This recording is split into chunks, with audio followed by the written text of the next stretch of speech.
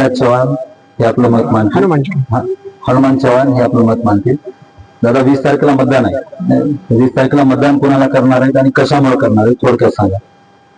राजूभाई नवघरे यांना आम्ही मतदान करणार आहे आणि त्यांना मतदान करण्याचं कारण की राजूभाई नवघरे हा व्यक्ती आमदार आपल्या तालुक्यातील सर्व समाज घटकांना सोबत घेऊन चालणारा माणूस, विकासाबरोबरच सामाजिक संकल्पना, सामाजिक कार्य सगळ्याच म्हणजे शेतकरी असो, कष्टकरी असो किंवा कर्मचारी असो, सर्वांच्या सुखदुःखात धावणारा आमदार म्हणून महाराष्ट्रात राजूभाई नवघरे यांच्याकडे पाहिले जाते. मतदान राजूभाईला करणार. राजूभाईची पर्सनली ओळख आहे का? हो, माझी पर्सनली ओळख म्हणजे माझी एका भैयासोबत ओळख एका कामानिमित्त झाली होती आणि ती आरोग्याच्या कामानिमित्त झाली होती की माझ्या आईचं ऑपरेशन होतं. त्यावेळेस माझी परिस्थिती जेमतेमच होती. त्यांनी भैयानी ज्यावेळेस ते योजनेमधून ऑपरेशन होण्यासाठी माझ्याकडे राशन कार्ड नव्हतं आणि त्यावेळेस मागच्या 10 वर्षाखाली माझी त्यांची ओळख झाली होती.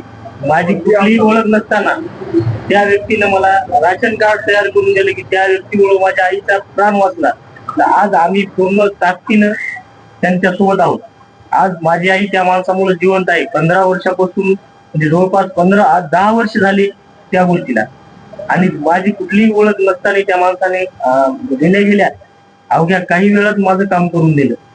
आणि ती वेळ म्हणजे ज्या वेळेस दांडेगावकर साहेब मागच्या इलेक्शनला उभे होते, आचारसंहिता चालू आणि स्वतः बाबुळगाव मध्येच भैया त्यांच्या गावामध्ये दांडेगावकर साहेबाच्या प्रचाराला असताना तिथून इतक्या गडबडीत असून त्यांनी मला येऊन ते काम करून दिलं.